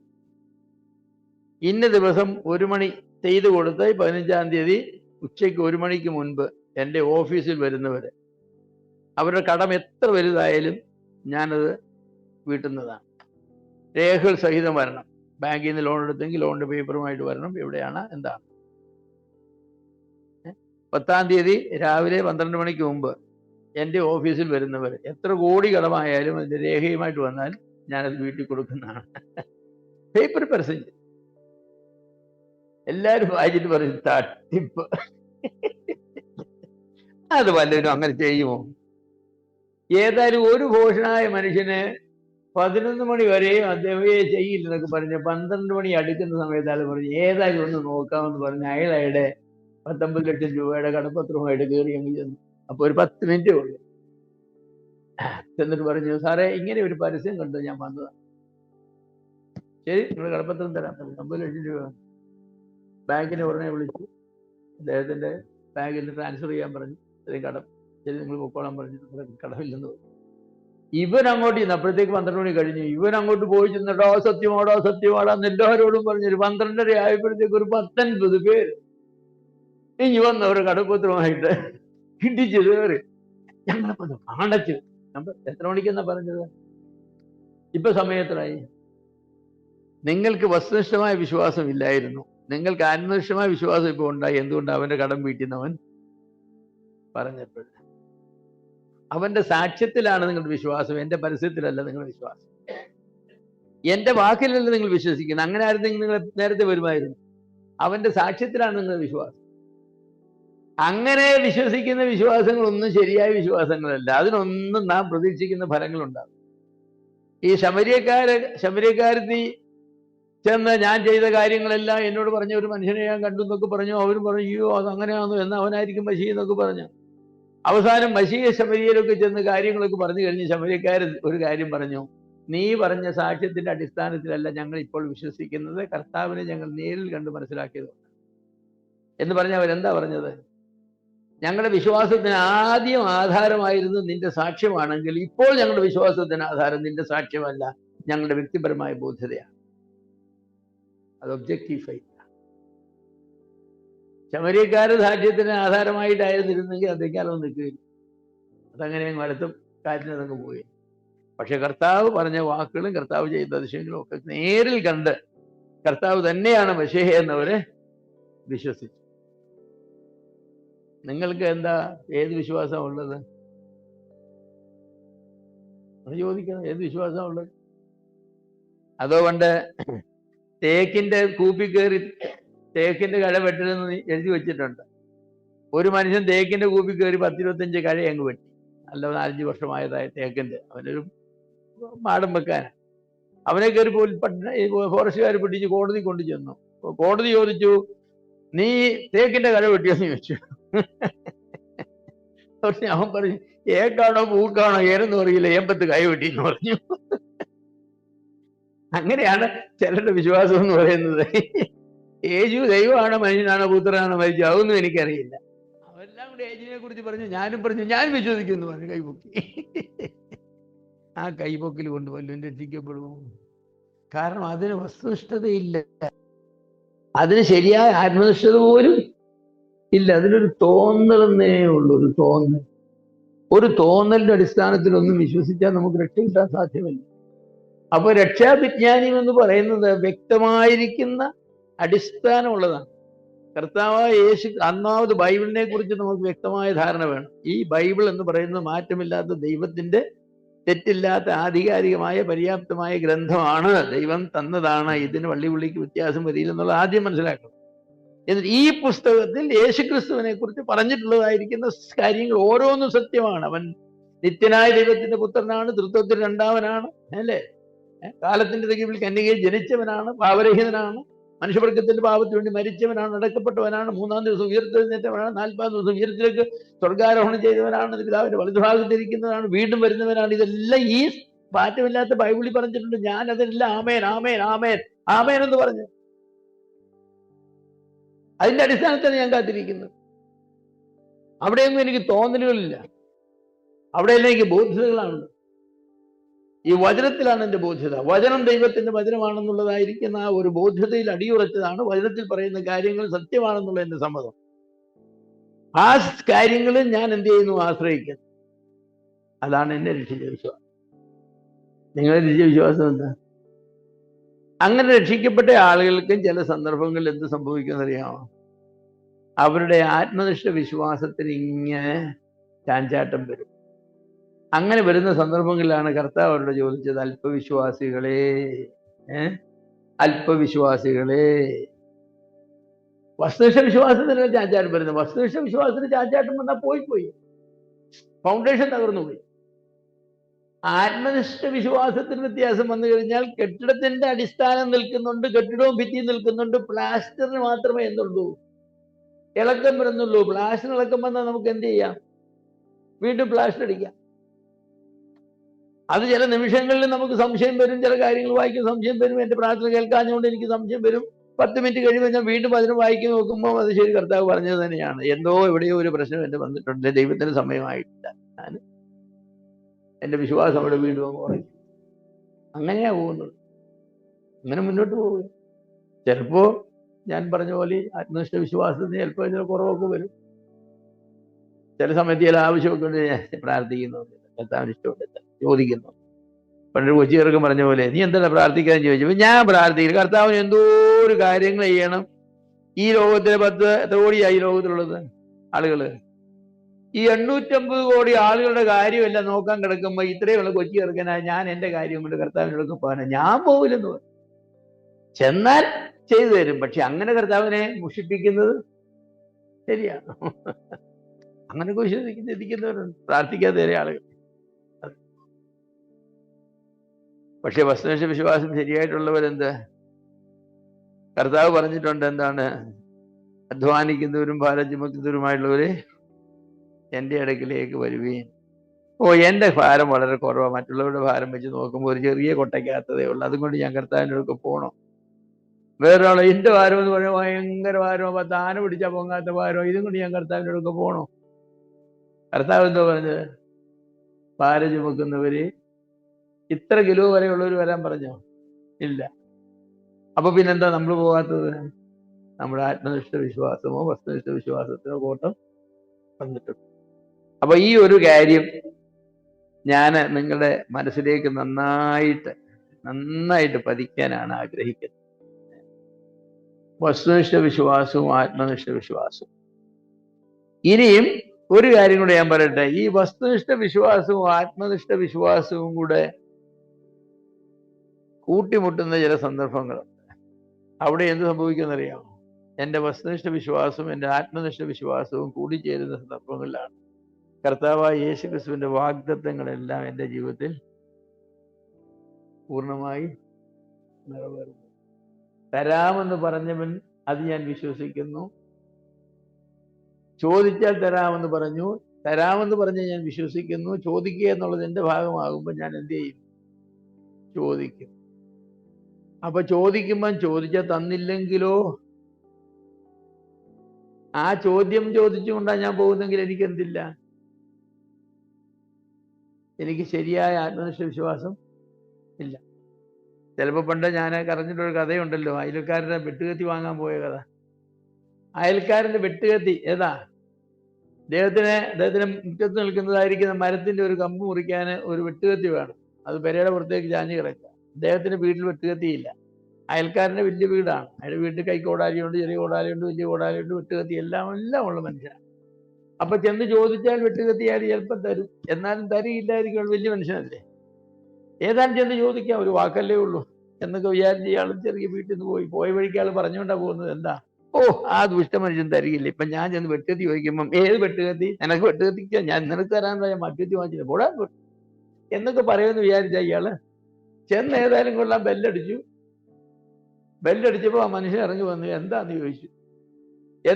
ഇയാൾ പറഞ്ഞു, ഇയാളുടെ വെട്ടുകത്തി എനിക്ക് വേണ്ടടൂ, ഇയാളുടെ വെട്ടുകത്തി എനിക്ക് വേണ്ടടൂ, ഞാൻ നോക്കണ്ടു, ഇയാളുടെ വെട്ടുകത്തി കൂടെ ജീവിക്കാമെന്ന്. ഇയാൾ വലിയ ധനവാനെന്ന് പറഞ്ഞ് കത്തിക്കൊണ്ടിരിക്കുകയും ഇയാളുടെ കത്തി എനിക്ക് വേണ്ടടൂ. അയാൾ പറഞ്ഞു, എന്റെ കാര്യം മനസ്സിലാകുന്നില്ലല്ലോ. നിങ്ങൾക്കൊന്നും മനസ്സിലാവില്ല. കുറച്ചു നേരം പറഞ്ഞ് അയാൾ തിരിച്ചു പോകുന്നു. നമ്മുടെ പ്രാർത്ഥന അതുപോലെയൊക്കെ ചില സമയത്തെ കർത്താവിൻ്റെ അടുക്ക വലിയ കാര്യമായിട്ടൊക്കെ പോകുന്ന വഴിക്ക് പ്രാർത്ഥിക്കാൻ പോകുമ്പോൾ പറയും, കിട്ടാനൊന്നും പോകുന്നില്ല, പിന്നെ ചുമ്മാ ചോദിച്ചേക്കാം. എന്നിട്ട് കർത്താവ് നിങ്ങൾ വലിയ തരവാനെന്നും പറഞ്ഞിരിക്കുക, നിങ്ങൾ ദൈവമാണെന്നും പറഞ്ഞിരിക്കുക, ലോകത്തിൽ ഇഷ്ടമാണെന്നും പറഞ്ഞിരിക്കുക, ചോദിച്ചാൽ തരുമെന്നും പറഞ്ഞിരിക്കുക, മുന്തം തരുന്നു, ഇയാൾ തരാമെന്ന് ഞാൻ ജീവിക്കാൻ നോക്കട്ടെ, ഞാനൊന്ന് നോക്കട്ടെ. അങ്ങനെ വല്ലതും ചെന്ന് ചോദിച്ചാൽ വെട്ടുകത്തി കിട്ടുമോ? അങ്ങനെയാണ് വെട്ടുകത്തി ചോദിക്കേണ്ടത്. എന്താ ചോദിക്കേണ്ടത്? നിങ്ങളൊരു സൽമാനായ മനുഷ്യനാണ്, വീട് സാധനം കത്തിയ പാവപ്പെട്ട മനുഷ്യൻ, എൻ്റെ ഒരു കമ്പ് മുറിക്കാനാണ്, ദയവായിട്ട് എനിക്ക് ഒരു വെട്ടി കത്തി തരാമോ? വാഗ്ദത്വമൊന്നും ഇല്ലെന്ന് തരാമെന്ന്. അവിടെ നിങ്ങൾക്ക് ദയ തോന്നി എന്നോട് കത്തി തരാമെന്ന് ചോദിച്ചാൽ അയ്യോ തരാമല്ലോ, അതിൻ്റെ കത്തി വാങ്ങിച്ചു വെച്ചിരിക്കുന്നത്. ഏത് കത്തിയാണ്? എന്തിനാ വേണ്ടത്? കോടാലി വേണം, കൈക്കോടാലി വേണം, കത്തി വേണം, അല്ലേ? അതാ മനുഷ്യനുള്ള വിശ്വാസമല്ലേ ഏറ്റു പറയുന്നത്, അല്ലേ? അപ്പൊ അതുപോലെയാണ് നമ്മുടെ വിശ്വാസങ്ങൾ. നമ്മൾ പ്രാർത്ഥിക്കാനായിട്ട് പോകുമ്പോഴോ, ദൈവസന്നിധിയിൽ പോകുമ്പോഴോ, ചോദിക്കാനായിട്ട് പോകുമ്പോൾ നമ്മൾ വിശ്വാസത്തോടുകൂടെ ചോദിക്കുക. അതാ വിശ്വാസത്തോട് ചോദിക്കുക, സംശയിക്കാതെ ചോദിക്കുക എന്നൊക്കെ പറയുന്നത്. രക്ഷയെ സംബന്ധിച്ചും ഇത് വളരെ പ്രധാനമാണ്. ഈ വസ്തുനിഷ്ഠ വിശ്വാസവും ആത്മനിഷ്ഠ വിശ്വാസവും കൂടെ അങ്ങനെ ഒത്തുചേരുമ്പോൾ ചില അത്ഭുതങ്ങൾ നടക്കും. അതിനെ ഞാൻ അത്ഭുതം എന്ന് പറയും. കാരണം എന്താണെന്ന് ചോദിച്ചാൽ, നമ്മുടെ വിശ്വാസത്തെ മാനിച്ചുകൊണ്ട് ദൈവം ചെയ്യുന്ന പ്രവൃത്തികൾ. ആ പ്രവൃത്തികളാണ് ചില മനുഷ്യരുടെ ജീവിതത്തിൽ നമ്മൾ വായിക്കുന്ന സംഭവങ്ങൾ. നമ്മൾ വായിച്ച് രോമാഞ്ചം കൊള്ളുകയില്ലേ? ജോർജ് മുള്ളറുടെ ജീവിതത്തിലും മറ്റനേക ആളുകളുടെ ജീവിതത്തിലും ഉള്ളതായിരിക്കുന്ന അനുഭവങ്ങൾ എന്ന് പറയുന്നത് അവരുടെ വസ്തുനിഷ്ഠ വിശ്വാസവും ആത്മനിഷ്ഠ വിശ്വാസവും കൂടെ ഒത്തുചേർന്ന് ദൈവസന്നിധിയിൽ പ്രവർത്തിച്ചതിന്റെ ഫലമായിട്ട് ദൈവം ചെയ്തതായിരിക്കുന്ന അത്ഭുതങ്ങൾ. രക്ഷ എന്ന് പറയുന്നതാണ് അതിലെ ഏറ്റവും വലിയ അത്ഭുതം. നിത്യ നരകത്തിലേക്ക് പോകുന്നതായിരിക്കുന്ന ഒരു മനുഷ്യൻ കർത്താവായ യേശു ക്രിസ്തുവിനെ കുറിച്ച് പറഞ്ഞിട്ടുള്ളതായിരിക്കുന്ന വസ്തുനിഷ്ഠമായിരിക്കുന്ന എല്ലാ കാര്യങ്ങളും അംഗീകരിച്ചുകൊണ്ട് ആ യേശു ക്രിസ്തുവിൽ വിശ്വസിച്ചാൽ നിത്യമായ ജീവൻ നൽകാമെന്ന പറഞ്ഞ വാക്തത്വത്തെ ആത്മനിഷ്ഠമായി വിശ്വസിച്ചുകൊണ്ട് കർത്താവെ നിന്നെ ഞാൻ വിശ്വസിക്കുന്നു എന്ന് പറയുമ്പോൾ ലഭിക്കുന്നതായിരിക്കുന്ന ദാനമാണ് നിത്യജീവൻ. അപ്പോൾ കിട്ടുന്ന സമാധാനം, അപ്പോൾ കിട്ടുന്ന സന്തോഷം എന്ന് പറഞ്ഞറിയിക്കാൻ സാധിക്കും. അതാ നമ്മൾ ഓരോരുത്തരുടെ ബയോഗ്രഫിയിലൊക്കെ വായിക്കുന്ന ചിലപ്പോൾ ആളുകളുടെ ജോൺ ന്യൂട്ടന്റെ ജീവിതത്തിൽ അതാണ്. അതുപോലെയുള്ള അനേകരുടെ ജീവിതത്തിൽ നമ്മൾ വായിക്കും. വേറെ ചില ആളുകളുടെ ജീവിതത്തിൽ നമ്മൾ വായിക്കുമ്പോൾ അതിന് വസ്തുനിഷ്ഠമായിരിക്കുന്ന വശം മാത്രമേ ഉള്ളൂ. ബൈബിൾ ഇങ്ങനെ വായിച്ച് കർത്താവ് രക്ഷിക്കുന്നു പറഞ്ഞാൽ ഞാനതൊന്ന് സമ്മതിച്ചു. ആ സമ്മതിച്ചെന്ന് പറഞ്ഞ വളരെ കൂളായിട്ടാണ്. ശരി, അത് മതി, അത് വസ്തുനിഷ്ഠമാണ്, ആത്മനിഷ്ഠമാണെങ്കിൽ അത് മതി. പക്ഷെ വേറെ ചിലരെ സംബന്ധിച്ച് അങ്ങനെയല്ല. കാരണം അവരുടെ ജീവിതം എന്ന് പറയുന്നത് തല്ലിപ്പൊളി ജീവിതമായിരുന്നു, നശിച്ച ജീവിതമായിരുന്നു. ആ നശിച്ച ജീവിതത്തിന്റെ പശ്ചാത്തലത്തിലാണ് ആ നശിച്ച ജീവിതത്തിൽ നിന്ന് രക്ഷിക്കുവാനായിട്ട് കഴിവുള്ളതായിരിക്കുന്ന യേശു ക്രിസ്തു ചെയ്ത പ്രവൃത്തികളെ കുറിച്ച് ബൈബിൾ വായിച്ച് അറിഞ്ഞ ആ വസ്തുനിഷ്ഠമായിരിക്കുന്ന കാര്യങ്ങൾ. അത് ആത്മനിഷ്ഠമായി ഈ പാവിയായ മനുഷ്യനെ സമ്മതിക്കുമ്പോൾ അവന്റെ ജീവിതത്തിലുണ്ടാകുന്ന സന്തോഷം എന്ന് പറയുന്നത് എന്തോ ഒരു സന്തോഷമാണെന്നറിയാം. ആ 50 ലക്ഷത്തിന്റെ കടപ്പത്രവുമായിട്ട് ഈ 11:55 ഓഫീസിലേക്ക് വിറച്ച് കയറിയ മനുഷ്യൻ, ആ പരസ്യം കണ്ട് വിശ്വസിച്ച് ചെന്ന മനുഷ്യൻ തൻ്റെ കടപ്പത്രം അയാളുടെ മുന്നിൽ വെച്ചുകൊണ്ട്, സാറേ പരസ്യം കണ്ടു, ഞാനത് വിശ്വസിച്ചാ വന്നത് എന്ന് പറയുമ്പോൾ ഇരിക്കെ എന്ന് പറഞ്ഞത് വായിച്ചിട്ട് ഉടനെ ബാങ്കിൽ വിളിച്ച് ഇദ്ദേഹത്തിന്റെ പേരുള്ളതായിരിക്കുന്ന ആ കടപ്പത്രം, അതിലെ തുക പലിശ സഹിതം എൻ്റെ അക്കൗണ്ടിൽ നിന്നും അങ്ങോട്ട് ഡെബിറ്റ് ചെയ്തെടുത്തോളാൻ പറഞ്ഞപ്പോഴേ ഇച്ചിരി കഴിഞ്ഞപ്പോൾ ഒരു മെസ്സേജും കിട്ടി. എന്താണ്? നിങ്ങൾ ബാങ്കിൽ തരാനുള്ള തുക മുഴുവനും അടച്ചിരിക്കുന്നു, നിങ്ങൾ വന്ന് നിങ്ങളുടെ ആധാരം വാങ്ങിക്കൊണ്ട് പോകും. എന്തൊരു സന്തോഷം, എന്തൊരു സന്തോഷം! ഈ അനുഭവമാണ് രക്ഷയുടെ അനുഭവം. അത് ലഭിച്ചിട്ടുള്ളവർക്ക് ഭയങ്കര സന്തോഷവും സമാധാനവും. അപ്പോൾ ഇങ്ങനെയുള്ള രക്ഷയ്ക്ക് 7 ഭാഗങ്ങളുണ്ടെന്നാണ് പറയുന്നത്. ഈ വിധത്തിലുള്ള വസ്തുനിഷ്ഠവും ആത്മനിഷ്ഠവുമായിരിക്കുന്ന വിശ്വാസങ്ങൾ ഒരുമിച്ച് സംഘടിച്ചതിന്റെ ഫലമായി നമുക്ക് ലഭിക്കുന്നതായിരിക്കുന്ന രക്ഷയുണ്ടല്ലോ, അതിന് 7 ആസ്പെക്ട്സ് ഉണ്ട്. ഒന്നാമത്തേതിന് അറിവെന്നാണ് പറയുന്നത്. അറിവ്, കോഗ്നിഷൻ. ഒത്തിരി കാര്യങ്ങളെക്കുറിച്ചുള്ള അറിവാണ് അതിന് ആധാരമായിട്ടിരിക്കുന്നത്. യേശുക്രിസ്തു ആരാണെന്നും, മനുഷ്യൻ ആരാണെന്നും, പാപം എന്താണെന്നും, നിത്യനരകം എന്താണെന്നും, ശിക്ഷ എന്താണെന്നും, ഇങ്ങനെയുള്ള ഒത്തിരി കാര്യങ്ങളെ പറ്റിയുള്ള അറിവ്. ആ അറിവിന്റെ ഏറ്റവും ആധാരമായിരിക്കുന്നതെന്ന് പറയുന്നത് ഈ വിഷയങ്ങൾക്കെല്ലാം പരിഹാരമായിട്ട് കർത്താവായ യേശുക്രിസ്തു എന്ന ഏക വ്യക്തി, ദൈവത്തിന്റെ പുത്രൻ, താൻ ആരാണെന്നുള്ളതും താൻ എന്ത് ചെയ്തു എന്നുള്ളതിൻ്റെയും അടിസ്ഥാനത്തിൽ എൻ്റെ പ്രശ്നങ്ങൾക്കെല്ലാം താൻ പരിഹാരകനാണ് എന്നെൻ്റെ ബുദ്ധിയിൽ ഞാൻ അംഗീകരിക്കുന്നു. അതുകൊണ്ട് ആ വിശ്വാസം കേൾവിയാലാണെന്ന് പറഞ്ഞ ചെവിക്കാതെ കേൾക്കുക പറഞ്ഞ എന്നാ അർത്ഥം? അറിയുക, കേൾത്ത് ഗ്രഹിക്കുകയാണ്. അപ്പൊ ബുദ്ധിതലത്തിലുള്ളതായിരിക്കുന്ന ബോധ്യതയാണ് വിശ്വാസത്തിന് ഒന്നാമത് വേണ്ടത്. ബുദ്ധിതലത്തിലുള്ള ബോധ്യത. ദൈവം തൻ്റെ വചനത്തിൽ പറഞ്ഞിട്ടുള്ള കാര്യങ്ങൾ സത്യമാണ് എന്ന് വ്യക്തിപരമായി അംഗീകരിച്ച് അതിൻ പ്രകാരം പ്രവർത്തിക്കുന്നതിനാണ് ആത്മനിഷ്ഠമായ വിശ്വാസം എന്ന് പറയുന്നത്. ദൈവം തൻ്റെ വചനത്തിൽ ദൈവത്തെക്കുറിച്ചും മനുഷ്യനെക്കുറിച്ചും പാപത്തെക്കുറിച്ചും രക്ഷയെക്കുറിച്ചും ഇങ്ങനെ പറഞ്ഞിട്ടുള്ള കാര്യങ്ങൾ സത്യസന്ധമാണ് എന്ന് അംഗീകരിച്ച് അതിൻ പ്രകാരം പ്രവർത്തിക്കുന്നതിനാണ് ഈ ആത്മനിഷ്ഠ വിശ്വാസം എന്ന് പറയുന്നത്. വസ്തുനിഷ്ഠ വിശ്വാസം എന്ന് പറഞ്ഞാൽ ദൈവവചനത്തിൽ ദൈവം തന്നെക്കുറിച്ചും പാപത്തെക്കുറിച്ചും മരണത്തെക്കുറിച്ചും രക്ഷയെക്കുറിച്ചും പറഞ്ഞിട്ടുള്ള കാര്യങ്ങൾ, ചരിത്രം എല്ലാം അതിലുൾപ്പെടും, ചരിത്രവും ഉപദേശവും എല്ലാം അതിലുൾപ്പെടും. ആ ഉള്ളടക്കമാണ്. ആ ഉള്ളടക്കം ഞാൻ എൻ്റെ മനസ്സിൽ സത്യം സത്യം സത്യം സത്യം എന്നറിയുന്നു, അതിനെ അറിവിൻ്റെ തലത്തിൽ ഉൾക്കൊള്ളുന്നു. അതാണ് എൻ്റെ വസ്തുനിഷ്ഠമായ വിശ്വാസം എന്ന് പറയുന്നത്. അത് അറിവിൻ്റെ തലത്തിൽ നിന്നും എൻ്റെ ഇച്ഛയുടെ തലത്തിലേക്ക് മാറി പ്രവർത്തിക്കാൻ തുടങ്ങുമ്പോഴാണ് എനിക്ക് ആത്മനിഷ്ഠമായ വിശ്വാസം ശരിയാകുന്നത്. ഇച്ഛയിലാണല്ലോ ഞാൻ കാര്യങ്ങളെല്ലാം ചെയ്യുന്നത്, എൻ്റെ വിൽ പവറിലല്ലേ, എൻ്റെ വൊളീഷനിലല്ലേ, എൻ്റെ ബുദ്ധിയിൽ പറഞ്ഞ കാര്യങ്ങൾ എൻ്റെ ഇച്ഛയിലേക്ക് തലത്തിലേക്ക് വരണം. അപ്പോഴാണ് ആത്മനിഷ്ഠം വരുന്നത്. അപ്പോൾ ഒന്നാമത് ഈ അറിവ് എന്ന് പറയും കോഗ്നിഷൻ. രണ്ടാമത് അറിവിൻ്റെ വസ്തുനിഷ്ഠമായിരിക്കുന്ന എല്ലാ വശങ്ങളും ശരിയാണ് എന്ന് ഞാൻ അംഗീകരിക്കുന്ന അംഗീകരണം, അല്ലെങ്കിൽ അതിന് സ്വീകരണം എന്ന് പറയാം. ഇന്റലക്ച്വൽ അസെന്റ് എന്ന് പറയും, ബുദ്ധിപരമായ സ്വീകരണം. യേശുക്രിസ്തു ദൈവത്തിന്റെ പുത്രനാണ് എന്ന് ബൈബിൾ പറയുന്നു, പക്ഷേ എനിക്കത് സ്വീകാര്യമല്ല. അങ്ങനെ പറയുന്നത് എനിക്കറിയാം, ബൈബിൾ അങ്ങനെയാ പറയുന്നത്, പക്ഷേ എനിക്കത് സ്വീകാര്യമല്ല. ഞാൻ നേരത്തെ ഒരു ഗ്രീക്ക് പണ്ഡിതനെ കുറിച്ച് പറഞ്ഞല്ലോ, തേർന്ന് പറയും, പറഞ്ഞ അദ്ദേഹം ബൈബിൾ സത്യസന്ധമായി പഠിപ്പിക്കുന്ന ഒരാളാണ്, പക്ഷേ താൻ പഠിപ്പിച്ച ഒരു കാര്യം താൻ വിശ്വസിക്കുന്ന ആളല്ല. അതൊരു വിരോധാഭാസമാണെന്ന് തോന്നുന്നു, അത് വിരോധാഭാസമാണെന്ന് തോന്നുന്നു. പക്ഷെ അദ്ദേഹം പറഞ്ഞ അങ്ങനെ ഞാൻ വിശ്വസിക്കുന്നില്ല. ബൈബിൾ പഠിപ്പിക്കുന്നു വെച്ചാൽ പഠിപ്പിക്കുന്നു. കാരണം ബൈബിൾ ദൈവത്തിന്റെ വചനമാണെന്ന് ഞാൻ ഇതുവരെ അംഗീകരിച്ചിട്ടില്ല. ബൈബിൾ മറ്റു മതങ്ങളുടെ പുസ്തകം പോലെ ഒരു പുസ്തകമാണെന്ന് മാത്രമാണ് ഞാൻ മനസ്സിലാക്കുന്നത്. അതുകൊണ്ട് ആ പുസ്തകത്തിൽ പറഞ്ഞിട്ടുള്ള കാര്യങ്ങൾ ഞാൻ സത്യസന്ധമായിട്ട് പറയാം. രാമായണത്തെ പറ്റി പറഞ്ഞാൽ രാമായണത്തിൽ എന്താണ് പറയുന്നുള്ളത് ഞാൻ സത്യസന്ധമായിട്ട് പറയാം, ഖുറാനിൽ എന്താണ് പറയുന്നുള്ളത് ഞാൻ സത്യസന്ധമായിട്ട് പറയാം. പക്ഷെ അതൊന്നും ഞാൻ വിശ്വസിക്കുന്നില്ല. അപ്പോ ഈ ബുദ്ധിപരമായിരിക്കുന്ന അറിവ്, അതിന് കൊഗ്നീഷൻ എന്ന് പറയും സാങ്കേതികമായി. ആ ബുദ്ധിപരമായ അറിവിനെ നാം സ്വീകരിക്കണം, അതാണ് രണ്ടാമത്തെ ഘടകം. ഒരുപാട് ആളുകളുടെ മനസ്സിൽ ഒരുപാട് കാര്യങ്ങളുണ്ട്, പക്ഷെ അവരതൊന്നും അംഗീകരിച്ചിട്ടില്ല. എനിക്കറിയാവുന്ന ഒരുപാട് ആളുകളുണ്ട്, അവരൊന്നും അംഗീകരിച്ചിട്ടുള്ള ആളുകളുണ്ട്. അതൊക്കെ ആളുകൾ പറയും, ചില അങ്ങനെ പറയും, അങ്ങനെയൊക്കെ ഒരുപാട് കാര്യങ്ങൾ പറയും. ബൈബിളും ഒത്തിരി കാര്യങ്ങൾ പറയും, അതല്ലേ ഞാൻ അംഗീകരിക്കാനൊന്നും പോകുന്നില്ല. ബൈബിൾ പറഞ്ഞിട്ടുണ്ടോ ചോദിച്ചാൽ പറഞ്ഞിട്ടുണ്ട്, നിങ്ങളത് സ്വീകരിക്കുക. ഞാൻ സ്വീകരിക്കുന്നില്ല. മനുഷ്യൻ പാപിയാണെന്നാണ് ബൈബിളിൽ പറയുന്നത്, പക്ഷെ ഞാൻ സമ്മതിക്കുകയും. ബൈബിൾ അങ്ങനെ പറയുന്നു, അങ്ങനെ തന്നെ ബൈബിൾ പറയും, എല്ലാവരും പാപം ചെയ്ത് നിങ്ങൾ, അത് ഞാൻ അംഗീകരിക്കുന്നില്ല.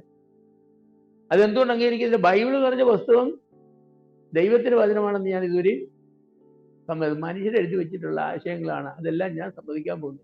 അവരെന്താ എഴുതി വെച്ചെന്നുള്ളതെന്ന് ചോദിച്ചാൽ ഞാൻ പറയാം. അങ്ങനെ അനേകരുണ്ട്. യേശു ക്രിസ്തുവിനെ കുറിച്ച് എന്താണ് ബൈബിളിൽ പറയുന്നത് വെച്ചാൽ അക്കോട്ട് പറയാം. എന്നിട്ട് നിങ്ങൾ അംഗീകരിക്കും. ഞാൻ അംഗീകരിക്കുന്നില്ല. അതെന്താ? ഇത് ദൈവത്തിന്റെ വചനമൊന്നുമല്ലോ, ഇത് മനുഷ്യന്റെ വചനമാണ്. അതാ പത്രോസ് യോഹന്നാനും പറഞ്ഞത് എന്ന് വെച്ചാൽ ഞാൻ സമ്മതിക്കണം.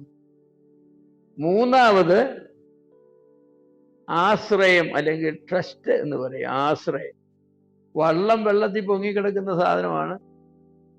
അതിൽ കയറിയിരുന്നാൽ നമുക്ക് തുഴഞ്ഞു തുഴഞ്ഞ് നദിയുടെ അക്കരെ അല്ലെ കായലിന്റെ അക്കരെ ചെല്ലാമെന്നുള്ള കാര്യം നമുക്കറിയാം. കുഞ്ഞെ നിനക്ക് എവിടെ പോകാൻ? എനിക്ക് കായലിന്റെ അക്കരെ പോകാൻ. അന്ന് വള്ളക്കല്ലേ കിടക്കുന്നത്, കയറി എന്ന് തുഴയടായി. തുഴയില്ല, തുഴഞ്ഞാൽ അക്കരയ്ക്കില്ല, പക്ഷെ ഞാൻ തുഴയും. അതെന്താ? ഞാൻ ആ വെള്ളത്തിൽ ആശ്രയിക്കുന്നില്ല. സർക്കസുകാരൻ ബാറെ കൂടി ഇങ്ങനെ നടന്നു, പിന്നെ ബാറെ കൂടി സൈക്കിൾ ഓടിച്ച് കാണിച്ചു. തൻ്റെ വലിപ്പമുള്ളതായിരിക്കുന്ന 100 കിലോ ഉള്ളതായിരിക്കുന്ന 50 കിലോ ഉള്ള ഒരു ചാക്ക് തൻ്റെ തലയിൽ വെച്ചുകൊണ്ട് അതേ കൂടെ നടന്നു. എന്നിട്ട് ഇറങ്ങി വന്നിട്ട് ചോദിച്ചു, 100 കിലോ ഭാരമുള്ള ഒരു മനുഷ്യനെ എൻ്റെ തോളിൽ വെച്ചുകൊണ്ട് ഇങ്ങനെ ഈ ബാറിൽ കൂടെ നടക്കാം, എനിക്ക് കഴിയും എന്ന് വിശ്വസിക്കുന്നവരത്തുണ്ട്. എല്ലാവരും ഞങ്ങൾ കണ്ടതല്ലേ, നിങ്ങൾ നടക്കുന്നതും സൈക്കിൾ ഓടിക്കുന്നതും ഈ 100 കിലോ ഭാരം വെച്ചുകൊണ്ട് പോകുന്നതും. എല്ലാവരും കൈ ഉയർത്തി. എന്നാ എൻ്റെ തോളിലോട്ട് കയറിക്കേ. തോളിൽ കയറാൻ മനസ്സുള്ളവർ കൈ ഉയർത്താൻ പറഞ്ഞപ്പോൾ ഒറ്റ മനുഷ്യൻ പോലും ഇല്ല. എന്താ പ്രശ്നം? നിനക്കതിന് ചെയ്യാൻ കഴിയുമെന്ന് ഞങ്ങൾക്കറിയാം, പക്ഷേ ഞങ്ങളുടെ ജീവൻ നിന്റെ തോളിൽ വെക്കത്തക്കവണ്ണം നിന്നിലുള്ള ആശ്രയം ഞങ്ങൾക്ക് ഇല്ല. പക്ഷെ അവൻ ഉടനെ അവിടെ തീർത്ത് നിന്നു.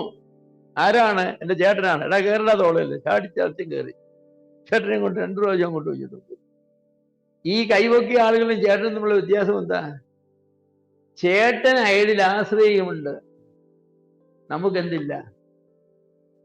അതുപോലെയാണ് കർത്താവായ യേശു ക്രിസ്തു കാൽവരിയിലെ ക്രൂശിൽ നമ്മുടെ പാപങ്ങളുടെ പരിഹാരത്തിന് വേണ്ടി മരിച്ചു എന്നുള്ള കാര്യം നമുക്കറിയാം. അങ്ങനെ വിശ്വസിക്കുന്നവരെല്ലാം കൈവക്കാൻ പറഞ്ഞു. എന്നാ കർത്താവിന്റെ തോളിലേക്ക് കയറാൻ പറഞ്ഞു. അത് ഞാൻ അപ്പൊ ഈ ആശ്രയം വേണം. നാം അറിഞ്ഞതായിരിക്കുന്ന യാഥാർത്ഥ്യത്തിൽ നാം എന്ത് ചെയ്യണം? ആശ്രയിക്കണം. ഈ യാഥാർത്ഥ്യത്തിൽ നാം ഈ ആശ്രയം എന്ന് പറയുന്നത്, ട്രസ്റ്റ് എന്ന് പറയുന്നത് നമ്മുടെ വിശ്വാസത്തിന്റെ ഏറ്റവും പ്രധാനപ്പെട്ട ഒരു ഭാഗം. ആ ആശ്രയം നമുക്കില്ലാതെ നമ്മുടെ വിശ്വാസം ഒരിക്കലും യാഥാർത്ഥ്യമാകും. ഒരു മാനിവിടെ ഇങ്ങനെ അതിൻ്റെ കൊമ്പൊക്കെ ആയിട്ട് ഇങ്ങനെ നിൽക്കുകയാണ്. ഒരു പെൺമാൻ ചെന്നിട്ട് ആ കൊമ്പേര് തന്റെ കണ്ണിന്റെ ഇവിടെ ചൊറിയുന്നിട്ട് ആ കൊമ്പ ചെന്നിട്ട് ഇങ്ങനെ ചൊറിയുക. ഏത് സമയത്തും ആൺമാൻ ഒന്ന് അനങ്ങിയാൽ പെൺമാന്റെ കണ്ണുപോകും. പക്ഷേ ആൺമാൻ നിന്നു കൊടുക്കുന്നു, പെൺമാൻ ഇങ്ങനെ ചൊറിയുന്നു. ആ ആൺമാൻ പറയുന്നു, അവിടെ ഒരുത്തം നിന്ന് കണ്ണിങ്ങനെ ചെയ്യുമ്പോൾ അയാൾ പറയും, നീ വന്ന് കണ്ണിങ്ങനെ പിടിച്ചു, ഞാൻ കൊമ്പ് വെച്ചാൽ എന്റെ കൊമ്പ് ഇട്ട് നീ ഇന്റെ കണ്ണിങ്ങനെ ചെയ്യുമോ? എന്താ ചെയ്യാത്തത്? മാനിന് കഴിയില്ലെന്നുള്ളതുകൊണ്ടാണ്? അല്ല, ചെയ്ത് കണ്ടല്ലേ. മാനിന് നമുക്ക് ആശ്രയം ഇല്ല. നമ്മുടെ കണ്ണ് ആ മാന്റെ കൊമ്പിൽ കൊണ്ട് വെച്ചു കൊടുക്കത്തക്കവണ്ണം നമുക്ക് ആ മാനിനെ ആശ്രയിക്കാനായിട്ട് കഴിയില്ല. പല ആളുകളും കർത്താവായ യേശു ക്രിസ്തു നമ്മുടെ പാപങ്ങൾക്ക് വേണ്ടി മരിച്ചെന്നും അടക്കപ്പെട്ടെന്നും ഉയർത്തെഴുന്നേറ്റെന്നും ഒക്കെ നമുക്ക് അറിയാം. അതൊക്കെ നമ്മുടെ വിശ്വാസത്തിന്റെ ഭാഗമാണെങ്കിലും നമ്മുടെ ആത്മരക്ഷയ്ക്ക് വേണ്ടി ആശ്രയിക്കാൻ നമുക്ക് മനസ്സിലായി. അതുകൊണ്ട് അവരെന്ത് ചെയ്യുന്നറിയാമോ? സൽപ്രവൃത്തികൾ ആശ്രയിക്കും, കൂദാശകളിൽ ആശ്രയിക്കും, മധ്യസ്ഥന്മാരുടെ പ്രാർത്ഥനകളിൽ ആശ്രയിക്കും, മരിച്ചവർക്ക് വേണ്ടിയുള്ളതായിരിക്കുന്ന കൂദാശകളിൽ ആശ്രയിക്കും, സൽപ്രവൃത്തികളിൽ ആശ്രയിക്കും. അങ്ങനെ പല കാര്യങ്ങളിൽ അവർ ആശ്രയിക്കും. എൻ്റെ ആത്മാവിന്റെ രക്ഷയ്ക്ക് വേണ്ടി കർത്താവായ യേശു ക്രിസ്തു എന്ന ഏക വ്യക്തി ചെയ്ത കാര്യങ്ങൾ തൻ്റെ അസ്തിത്വത്തിലും തൻ്റെ പ്രവൃത്തിയിലും മാത്രമേ എനിക്ക് ആശ്രയമുള്ളൂ. വേറെ ഒന്നിനും ഞാൻ ആശ്രയിക്കില്ല എന്ന് പറയുന്ന ഒരുത്തിന് മാത്രമേ യഥാർത്ഥമായ രക്ഷ കിട്ടത്തുള്ളൂ. അല്ലാത്തതിനൊന്നും കിട്ടുകയില്ല. രക്ഷയുടെ ഒരു പരിവേഷം കിട്ടും. അതുകൊണ്ട് അപ്പൊ പൗലോസ് അപ്പോസ്തലൻ പറഞ്ഞു, നിങ്ങൾ വിശ്വാസത്തിൽ തന്നെയോ എന്ന് നിങ്ങളെ പരിശോധിക്കാൻ പറഞ്ഞു. ഇത് പരിശോധിക്കാനാ പറഞ്ഞത്. നിങ്ങളുടെ ആത്മാവിന്റെ രക്ഷയ്ക്ക് വേണ്ടി കർത്താവായ യേശു ക്രിസ്തു നിങ്ങൾ പൂർണ്ണമായി ആശ്രയിക്കുന്നുണ്ടോ? പാട്ടുകാരൻ പറഞ്ഞില്ലേ, ആശ്രയം യേശുവിലെന്നാൽ മനമേ, അല്ലേ? മനസ്സിനോട് തന്നോട് തന്നെ പറയുക, ആശ്രയം യേശുവിലെന്നാൽ മനമേ, പിന്നെന്താ ബാക്കി? ആശ്വാസമായിടും ആളുകളെല്ലാം, ജീവിതത്തിലെല്ലാം. അത് പാട്ടുകാരൻ പാടിയത് വളരെ ശരിയാണ്. പാടിയ പാട്ടുകാരന്റെ ജീവിതത്തിലും ആ ആശ്രയം ഉണ്ടോ എന്ന് അത് നമ്മൾ അദ്ദേഹത്തുമായിട്ട് അടുത്ത് പരിചയിച്ചാൽ അറിയാം. അടുത്ത് പരിചയിച്ചാൽ അല്ലാതെ. കാരണം കർത്താവേ എന്ന് പറയുന്ന ഏവനുമല്ല എൻ്റെ പിതാവിന്റെ ഇഷ്ടം ചെയ്യുന്നവനല്ലേ. നിങ്ങൾ എന്നിൽ വിശ്വസിക്കുന്നുവെങ്കിൽ എൻ്റെ കൽപ്പനകളെ അനുസരിക്കുമെന്നാണ്. ഈ അനുസരണം എന്ന് പറയുന്ന ആശ്രയം എന്ന് പറയുന്നത് ബന്ധപ്പെട്ടതായിരിക്കുന്ന കാര്യങ്ങൾ. 3-ാം നിലയിലെ വീടിന് മുഴുവൻ തീ പിടിച്ച് 3-ാം നിലയിൽ ആളി കത്തിക്കൊണ്ടിരിക്കുകയാണ്. 4 വയസ്സുള്ള ഒരു കൊച്ചു കുഞ്ഞ് അവിടെ കുടുങ്ങിപ്പോയി. ആർക്കും കയറി ചെല്ലാനായിട്ട് സാധിക്കുകയില്ല. തീ ആളി കത്തുക. ആ കുഞ്ഞവിടെ കരയുന്നു. അതിന്റെ ബാൽക്കണിയിലേക്ക് ഓടിയെത്തി തീയുടെ നടുവിൽ നിന്ന് താഴെ അപ്പൻ വിളിച്ചു പറയുന്നുണ്ട്, മോനെ താഴേക്ക് ചാടിക്കൊള്ളാൻ. ഒന്നും കാണത്തില്ല, കുട്ടിയെ കാണത്തില്ല, കുട്ടിക്ക് താഴോട്ട് കാണുകയില്ല, കറുത്ത പുകയും തീയും എൻ്റെ. അപ്പൊ ആ കുട്ടി അവിടുന്ന് ഒരൊറ്റ ചാട്ടമാണ് താഴെ. അപ്പൻ എന്ത് ചെയ്യുന്നത്? തന്റെ കരങ്ങളിലേക്കാണ് അത് ആശ്രയം എന്ന് പറയും. അത് ആശ്രയം എന്ന് പറയും. അപ്പ എനിക്ക് നിന്നെ കാണൂല്ല, പിന്നെങ്ങനെയാ ഞാൻ ചാടുന്നത്? നിനക്ക് എന്നെ കാണാമപ്പാ, കാണാൻ ഒക്കില്ല, പിന്നെങ്ങനെയാ ഞാൻ ചാടുന്നത്? അപ്പൊ 4 ചുറ്റും തീയാണ്, 2 മിനിറ്റ് കൊണ്ട് ഞാൻ ചത്തുപോപ്പാ, പിന്നെങ്ങനെയാ ചാടുന്നത്? ആശ്രയമുണ്ടോ? അതൊക്കെ ആശ്രയിക്കാതിരിക്കാൻ, ചാടാതിരിക്കാനുള്ളതായിരിക്കുന്ന വിശദീകരണങ്ങളാണ്, ന്യായങ്ങളാണ് കുഞ്ഞ് പറയുന്നത്. അപ്പം പറയുന്നത് എന്താ? നീ ചാടുക, നീ ഒന്നുമല്ല, കണ്ണും അടച്ച് ഒരൊറ്റ ചാട്ടം ചാടും. അതൊരു ദൃഷ്ടാന്തമാണ്. നമ്മുടെ രക്ഷയ്ക്ക് വേണ്ടിയുള്ള വിശ്വാസം എന്ന് പറയുന്നതും അത് തന്നെയാണ്. ഇതാണ് തിയറിയും പ്രാക്ടിക്കലും ഒക്കെ ഒത്തുപോകണം. ഇതാ നമുക്ക് ശരി, അത്രയും നമുക്ക് പറഞ്ഞു നിർത്താം.